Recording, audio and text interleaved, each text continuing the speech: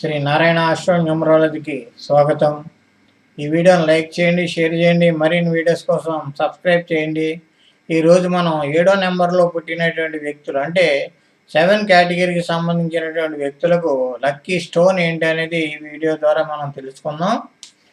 7వ నెంబర్లో పుట్టినటువంటి వ్యక్తులు అంటే ఏ మాసంలో అయినా సరే 7, 16, 25 ఈ తేదీల్లో పుట్టినటువంటి వ్యక్తులు ఎవరైనా సరే 7 కేటగిరీకి సంబంధించినటువంటి వ్యక్తులు. సో వీరు కేతు జాతకులు అన్నమాట. కేతు జాతకులు వీరికి 7, 16, 25 ఈ తేదీల్లో పుట్టినటువంటి వ్యక్తులకు లక్కీ స్టోన్ ఏంటి అని అంటే lucky stone, lucky gem stone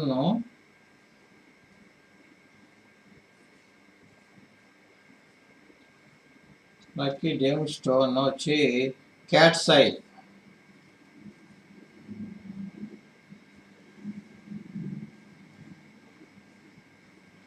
cats eye okay, అంటే పిల్లి కన్ను రాయి అంటారు. పిల్లి కన్ను రాయి, పిల్లి కన్ను రాయి లేదా వైఢూర్యం.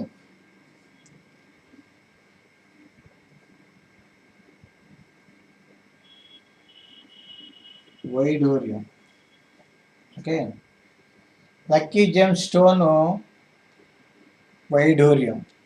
ఈ 7, 16, 25 తేదీలు పుట్టినటువంటి వ్యక్తులు ఎవరైనా సరే వైఢూర్యం పెట్టుకోవచ్చు. ఈ వైఢూర్యాన్ని మనం చిటికిన వేలుకి పెట్టుకోవచ్చు, అలాగే రింగ్ ఫింగర్కి పెట్టుకోవచ్చు, బటన్ వేలు కూడా పెట్టుకోవచ్చు. సో అలాగే 7, 16, 25 తేదీలో పుట్టినటువంటి వ్యక్తులకు ఆధ్యాత్మిక పరంగా రుద్రాక్ష ధరించాలి అని అనుకున్నట్లయితే వీళ్ళు నవముఖి రుద్రాక్షను ధరించాలి. నవముఖి రుద్రాక్ష